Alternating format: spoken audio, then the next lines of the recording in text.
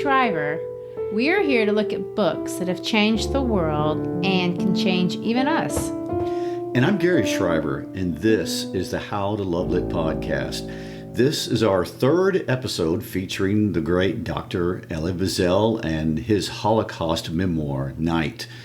In episode 1, we discussed Wiesel's life story spanning in many years of his life before, but then also after the Holocaust. And we highlighted the impact this man has had on planet Earth as an advocate for peace. He stands out among the greatest advocates for peace in the 20th century, which also has happened to have been our most genocidal century in the history of our planet. And he spoke of the necessity of man as a matter of survival to forgive, to seek morality and ethical values, and to honor the sanctity of human life and pursue the wisdom to distinguish between evil, revenge, and justice. That's a lot. Well, it is a lot. And last week we went back in time to Sayet and listened to little Elie as he introduced to us his friend Moshe the Beetle, his family, his world. And we watched his world shrink smaller and smaller until he and his family were confined into a cattle car where they ironically longed, they couldn't wait to reach their final destination, which was the ultimate situational irony because the place that they longed to reach carried the name of Auschwitz, a place they had never heard of, but a place the world must never forget. Gary, this story is just infinitely sad. Well, it is incredibly sad, and it's the value of it, though, that helps us take time to look at it. And there's a part of me that rejects wanting to even know about this. It's horrible and is a reminder of evil. And yet Wiesel, as a writer, was absolutely obsessed with memory. His greatest fear was that one day humanity would forget about the Holocaust and that we would whitewash it and pretend it didn't happen or change the way it happened in our collective memory to make it something that it really wasn't. And he wanted to make a mark through the written word to fight that. But that leads us to an incredibly important question historians who study the Holocaust discuss, and that is, what should we take away from the study of the Holocaust? Well, not that I know, but for starters, memory of any kind, if it's your personal memory or the collective memory of a group, it's incredibly powerful. It feels like it's a part of being human. There's so many reasons to treasure memory. For me personally, you and I, we love to travel. And a lot of that has to do with the fact that when we travel and explore together, we create memories, not just in our head, but in our heart. Some of my favorite memories of my children's lives come from trips that we took together. I can remember my mom, who died many years ago, but sometimes when I hear songs or eat certain foods, I relive her through memory and through that love and the lessons that she taught me.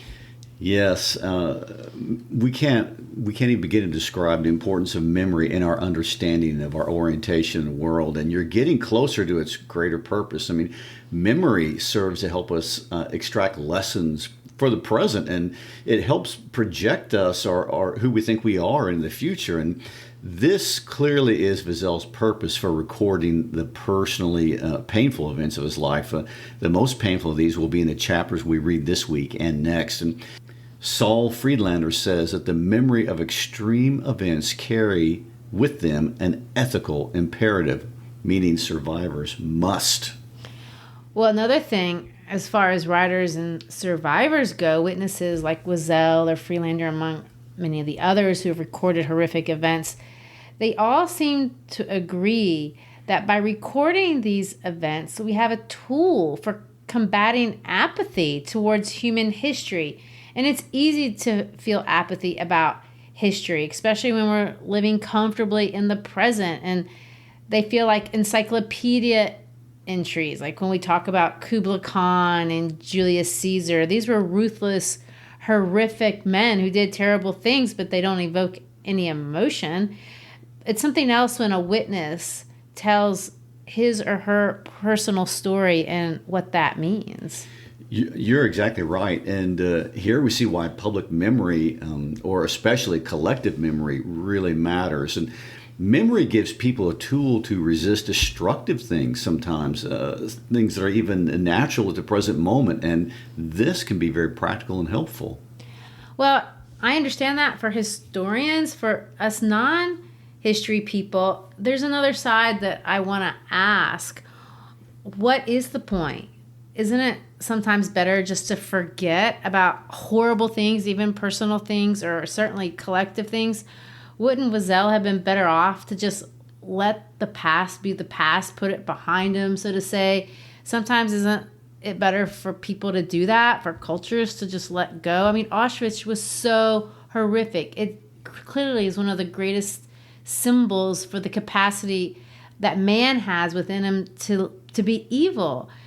Is it in remembering them, that maybe we glorify them and give them a place when we really shouldn't? I know there's that cliche that those who don't know the past are repeated to doom it, but is there any validity to that sort of kind of thinking? Well, the first thing I want to say about that, memory serves a very important function to help you orient yourself in the world. And that's really what I feel like Wiesel is trying to do. He's trying to orient the world as to what went on and what happened. And you use your memory to define who you were in the past, and you also use it to project who you're going to be in the future. And I think those are very evident in the way he's preserving memory through this book. And anyway, as far as those who are not aware of the past are doomed to repeat it, yeah, that is a cliche. And I'll concede this. Historians are really not in agreement if that cliche is even true all the time. And sometimes memory creates things like feuds that go way back, tribal conflicts that last generations and things of that nature. So it's so difficult to understand what to do with our memories. How should we let them orient our future is not really simplistic, and we can't really understand what it means. Again, back to the great Holocaust historian Saul Friedlander, he points out that the Nazi regime was unique among all genocides because they took it upon themselves to envision and technologically construct a world through killing so as to determine a set of criteria by which they should determine which group should be allowed to live on Earth. And beyond that, they industrialized that whole process. And it's incredible to think about. They pursued this goal with such commitment that this goal became more important than winning world domination. In fact, that actually reversed the normal order of affairs, and world domination was the tool to annihilate, not the other way around. How can we ever decide to make sense of this? So I guess what we really have is the story.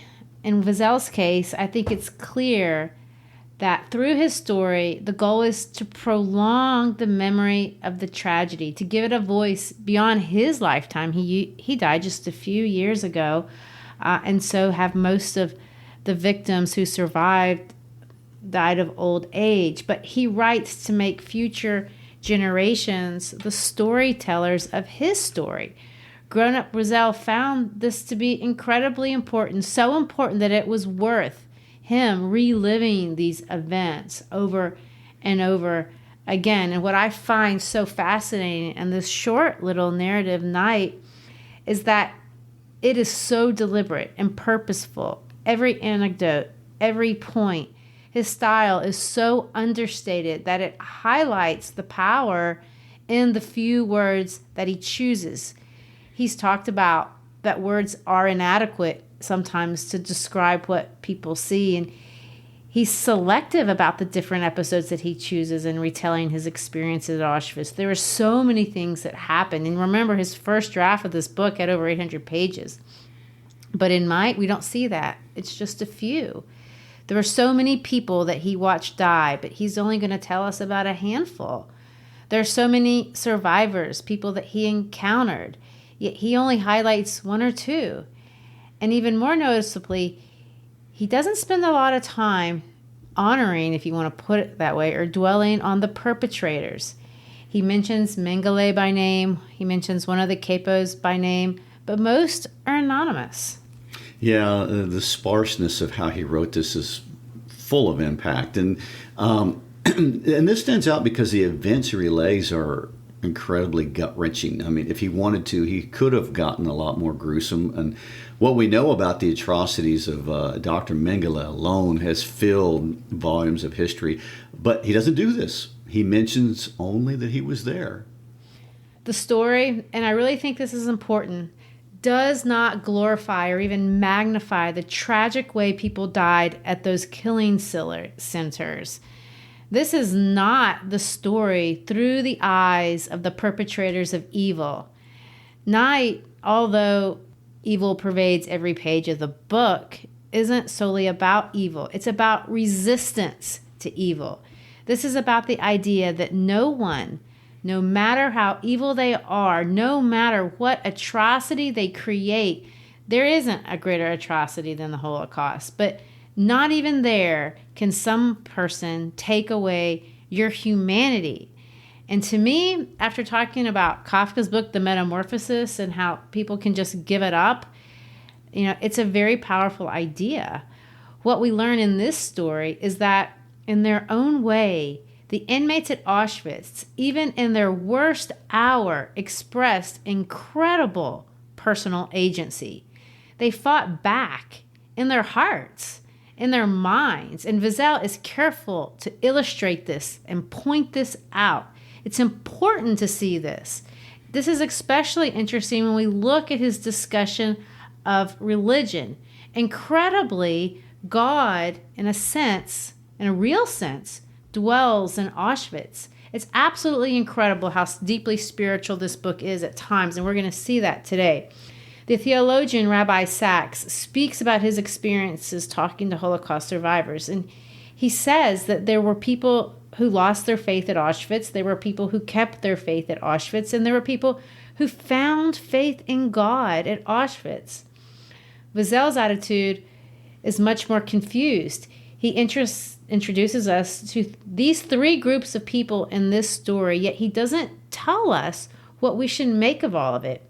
He expresses divinity through humanity as he shows us what love looks like through his relationship, the sustaining relationship he has with his father. He shows us what strength looks like through Juliet, and what courage looks like through the French girl at Buna, what kindness looks like by the strange men who come to the train and tell Elie and his father to lie about their age. And he juxtaposes these divine acts with evil. From the minute the Wiesels arrive, we see humanity. We clearly see evil and inhumanity, but we see humanity. Holocaust survivor George Pick says this, and I'm going to quote him. I am here because some people who were taking chances with their lives, but also others who were doing seemingly small things, gestures, opening a door, letting us out. I want to put this into your minds, that you don't have to be heroic necessarily to be lifesavers or to help others. You can do small things, and you would never know what the consequences of those small things are. And we see this in this book. Well, with all of that in mind, chapter 3 starts with utter confusion and darkness and sadness. And the saddest line in the whole book is at the beginning of chapter 3, where he says, I walked on with my father, with the men. I didn't know this was the moment in time and the place where I was leaving my mother and Zipporah forever. It's incredibly quick. It's overwhelming. And yet it's immediately dismissed as they were dismissed. And of course, it is at this moment that we see an instance of incredible human compassion and agency of those there. Inmates telling them to lie about their age. Say you're 18, say you're 40. The Wiesels had no idea. It's hard to imagine how they even viewed this enormous place known as Auschwitz. That's true. The size of Auschwitz is much bigger than we can envision by reading this book. I mean, there are 44 parallel railway tracks that convene there, and that's probably why it was chosen. Let me go back even a little before that. First of all, we need to know that Auschwitz was not the only place where Nazis were exterminating Jews. There were 6 death camps, all of them in Poland, and these places weren't camps, they were killing centers, and the business of the camps was to manufacture death.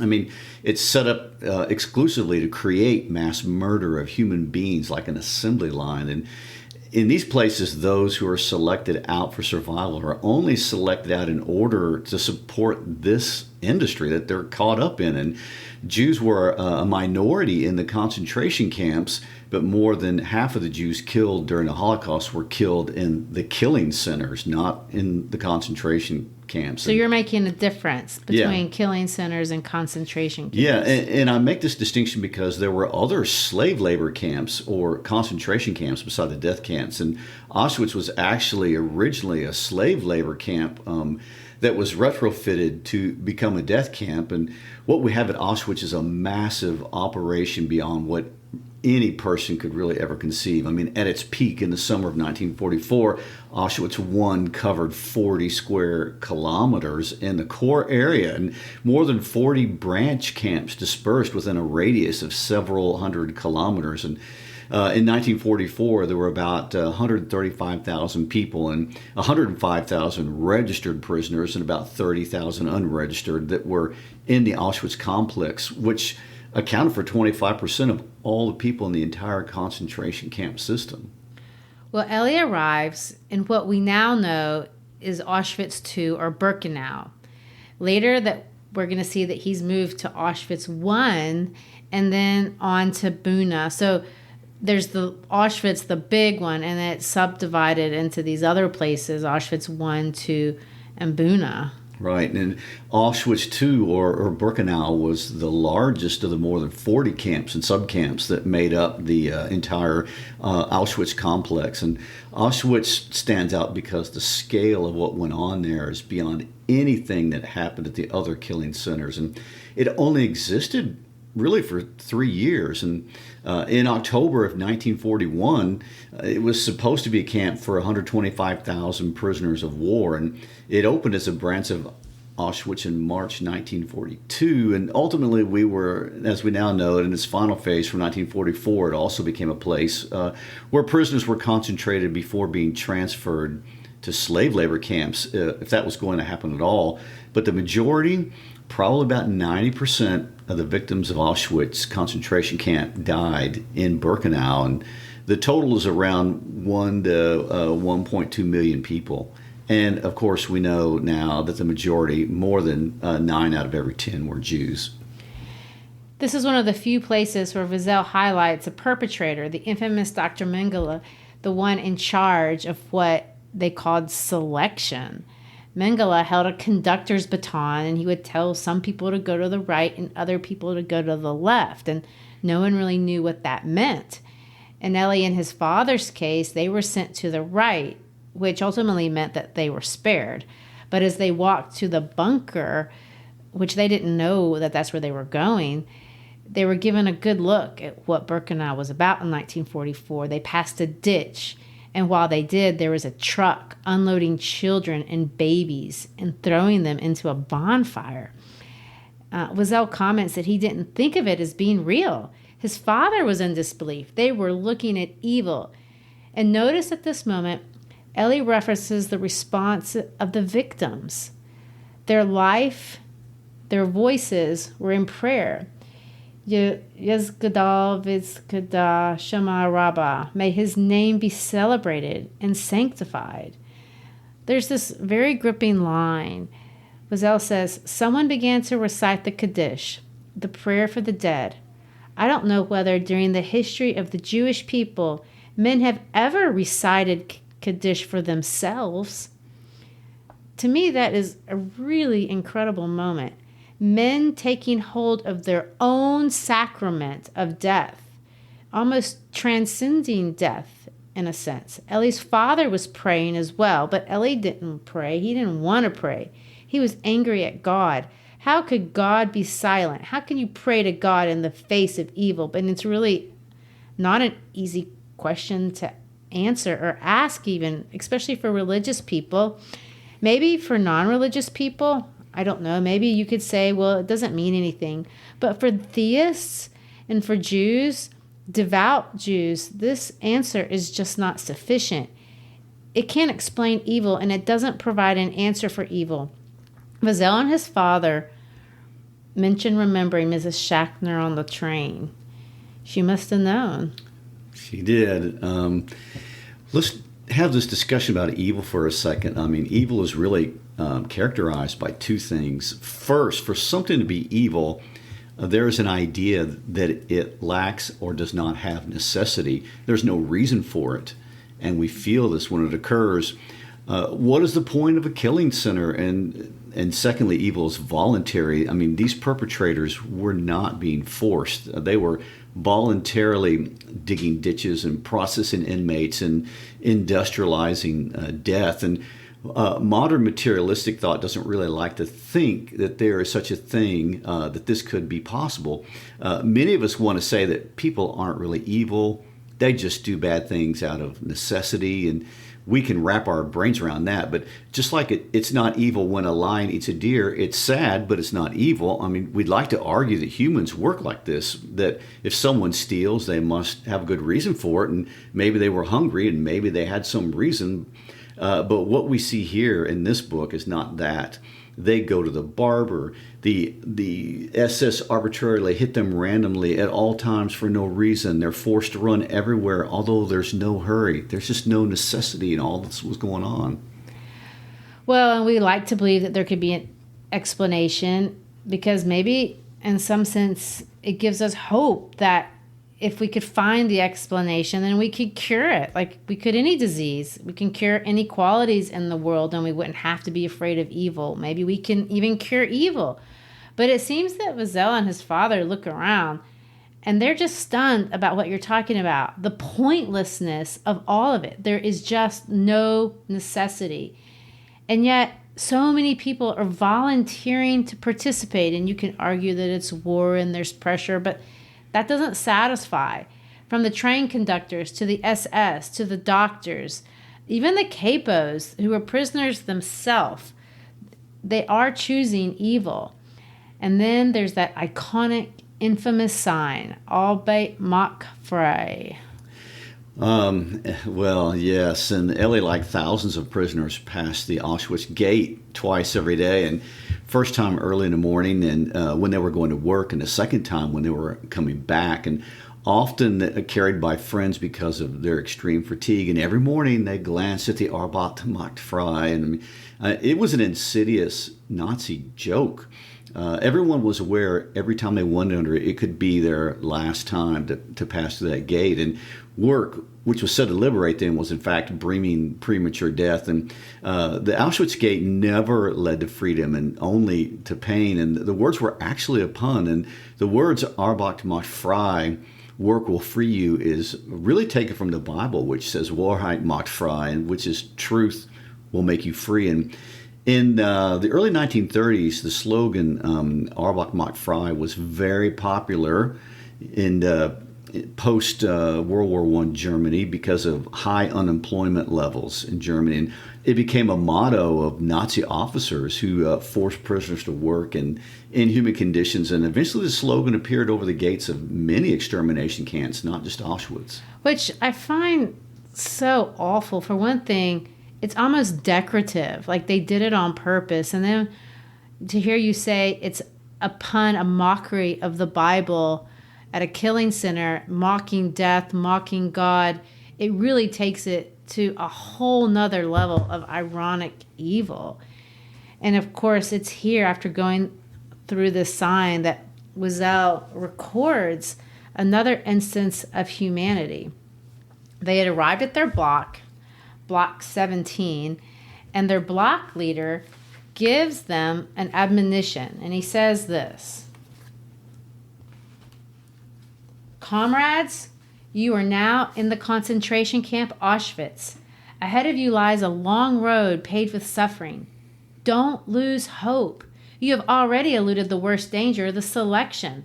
Therefore, muster your strength and keep your faith. We shall see the day of liberation. Have faith in life, 1,000 times faith. By driving out despair, you will move away from death. Hell does not last forever. And now here is a prayer, or rather a piece of advice. Let there be camaraderie among you. We are all brothers and share the same fate. The same smoke hovers over all of our heads. Help each other. This is the only way to survive. And now enough of you. Enough said. You're tired. Listen, you are in Block 17. I am responsible for keeping order here. Anyone with a complaint may come to me. That is all. Go to sleep. 2 people to a bunk. Good night. Elie says these were the first human words. Wow, and Elie is one of the lucky ones, or so he's led to understand. And he gets taken out of Birkenau and sent to Auschwitz, where he just hangs out for 3 weeks, doing pretty much nothing but sleeping. And after which, he's sent on to what we now call Auschwitz III, or Monowitz, and Elie knew it as Buna. Ironically, and I want to read another quote, he says this: all the inmates agreed Buna is a very good camp. One could hold one's own here.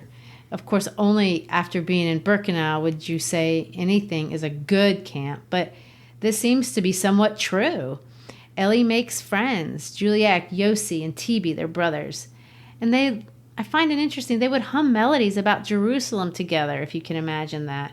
They were given a blanket, a wash bowl, a bar of soap. Their block leader, named Alphonse, was kind. And sometimes he smuggled in extra soup if he could come up with it.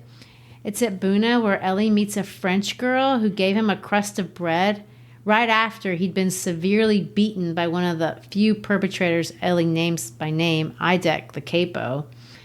And what is even more incredible after the incident is that he tells the incident about getting beat up, about the French girl giving him bread, and then he's going to flash forward to a scene later in life when he's in a metro in Paris, and he sees the girl again, and they recognize each other. They get off the train, and they talk about what happened.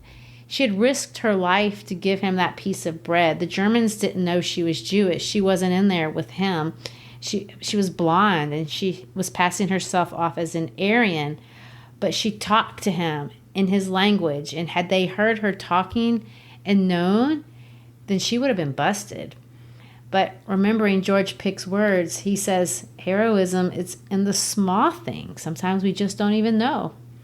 Well, on an interesting cultural point, for Wiesel, it was really shocking and troubling that the Germans, of all people, should have been the ones who implemented the most savage national crime in recorded history. And they were rich, they were educated, sophisticated, artistic, cultured, arguably the most cultured and literate in the Western world. And the way they created this industry of death was done in such an organized and sophisticated way. And they stood in courtyards and counted, and death was carried on with ceremony. And this is highlighted by the 2 hangings Wiesel recalls. And of course, there were many hangings, but he says no one ever wept to watch people get hanged. And they had all but gotten completely comfortable with the presence of evil and death.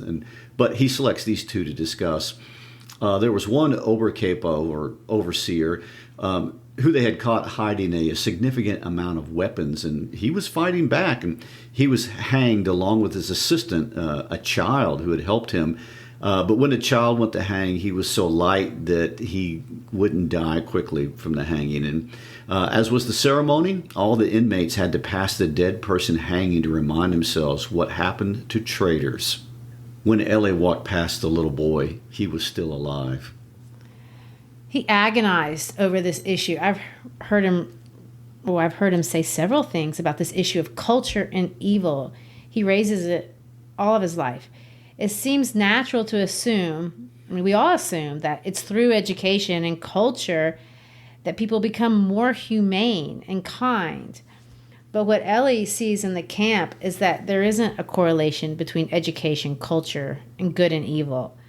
We're going to see that even in his Nobel address, he just can't resolve this issue. He's going to say this: all of those doctors in law or in medicine or in theology, the German officials in the camp, all of those lovers of art and poetry, all of those admirers of Bach and Goethe, who coldly and intelligently had ordered the massacre and had participated in it, what was the meaning of their metamorphosis? How does one explain their loss of ethical, culture, religious memory? He further remarks in another piece that many Germans cried when listening to Mozart, when playing Haydn, when quoting Goethe and Schiller, but they were quite unemotional when torturing and shooting children. Even he is unemotional at this point in the camp. The last part I want to discuss today as we finish up our discussion of Elie's time at Auschwitz, because he's not going to stay there. They're going to move him to another camp, has to do, again, with faith and his treatment of Rosh Hashanah and Yom Kippur. So these are the two sacred high days in the Jewish calendar. Rosh Hashanah is the first of the holy high days. It's the Jewish New Year's. And in the Northern Hemisphere, anyway, it's celebrated in the fall. It commemorates the creation of the world. And it starts the 7-day period. And during this time, a practicing Jew will consider this a period of introspection and repentance. And all of this is going to culminate in Yom Kippur, which is another sacred holiday. They're called High Holy Days. And Yom Kippur is the Day of Atonement. Elie expresses rage, really, as he hears everyone discuss the event of Rosh Hashanah, the end of the year. The elders were praying. Elie is angry, and Elie narrates that, and I quote, "Some 10,000 men had come to participate in a solemn service, including the Block Testi, the Kapos, all bureaucrats in service of death. There is an officiating inmate who leads them in blessed be God's name." And Elie says that thousands of lips repeated the benediction, bent over like trees in a storm. I mean, it's just incredible. I know, when I envision that in my mind, a holy day, and they're celebrating it in the camp. When Elie is angry, he says this, "And I, the former mystic, was thinking," because he's watching what all these men are doing in the camp, and he says, "Yes, man is stronger, greater than God. When Adam and Eve deceived you, you chased them from paradise. When you were displeased by Noah's generation, you brought down the flood. When Sodom lost your favor, you caused the heavens to rain down fire and damnation. But look at these men whom you have betrayed, allowing them to be tortured, slaughtered, gassed, and burned. What do? They pray before you. They praise your name. All of creation bears witness to the greatness of God." He goes on to say, "In days gone by, Rosh Hashanah had dominated my life. I knew that my sins grieved the Almighty, and I so pleaded for forgiveness. In those days, I fully believed that the salvation of the world depended on every one of my deeds, on every one of my prayers. But now, I no longer pleaded for anything. I was no longer able to lament. On the contrary, I felt very strong. I was the accuser, God the accused. My eyes had opened and I was alone, terribly alone, in a world without God, without man, without love or mercy. I was nothing but ashes now, and I felt myself to be stronger than this Almighty, to whom my life had been bound for so long. In the midst of these men assembled for prayer, I felt like an observer, a stranger." And of course, the service ended with Kaddish. As we know, that's the prayer of the dead. And everyone recited the Kaddish for their parents, for their children, for themselves. And the evil that Elie saw at every moment through billowing clouds of smoke, or he felt with the blows, or heard from the capos and the SS, or smelled in the burning carcasses, wasn't about need. There was no evolutionary competing interest, and it wasn't about ignorance or lack of sophistication. Evil could not be explained, and it couldn't be combated through education or money. And although Elie couldn't understand it or even see it, what he was witnessing were people fighting the evil and resisting the evil and not being consumed by it. And it's truly remarkable that many survivors from the Holocaust bring out this same truth of resistance that is through love and forgiveness and redemption and this connection to the divinity. But what are we to make of it? Elie's just telling us what he saw. He can't make anything of it, it seems. Well, clearly, and of course, there's so much more tragedy and pain yet to come for him. And next week, we're going to talk about his last days at Buna. He's going to go to the hospital. They're going to be evacuated in what history has since called death marches. And then we're going to see the days when Elie gets liberated from Buchenwald. But what I want to end this episode with is some of the most famous words that Elie Wiesel ever wrote. These are from back at the beginning of chapter 3 after he arrives at Birkenau. Gary, can you read these lines? Never shall I forget that night, the first night in camp, which has turned my life into one long night, 7 times cursed and 7 times sealed. Never shall I forget that smoke. Never shall I forget the little faces of the children whose bodies I saw turned into wreaths of smoke beneath a silent blue sky. Never shall I forget those flames which consumed my faith forever. Never shall I forget that nocturnal silence which deprived me for all eternity of the desire to live. Never shall I forget those moments which murdered my God and my soul and turned my dreams to dust. Never shall I forget these things, even if I am condemned to live as long as God himself. Never. It's written in what we call an anaphora. An anaphora is when you start every sentence with the same word or the same phrase. Now, when writers or even speakers repeat things, we repeat things that we want to emphasize. We mean it's important. We repeat the things sometimes that we want to memorize. In this case, as we look at these words, we see something repeated. He's using the same phrase. Never shall I forget. That's the idea. Never forget. He will never forget. We must never forget. He's entrusting us with these images. And notice that the number 7 is a sacred number. The number 7 is the number of divinity. This passage is in reference to God. There's 7 times it's repeated. But it's definitely a negative passage. He's not praising God like his father had done. He's not cursing God either. It's a paradox. Never shall I forget these things, even if I am condemned to live as long as God himself. Never.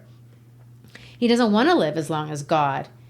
And one night, a little boy, just one day before, full of life and hope, is destroyed. But yet we know that really Wiesel doesn't end his life with despair. He doesn't forget. And God is not murdered. His soul isn't murdered. The power of evil can only go so far and no further. And I think there's real hope in that. I do too. Thanks for being with us today. Thanks for joining us as we look at books that have changed the world and books that change us. If you enjoyed the podcast, make sure you check us out on our howtolovelit.podcast.com page, on our How to Love Lit podcast Facebook and Instagram pages. Keep up with what we're doing and the developments as we look at more books that change the world. Peace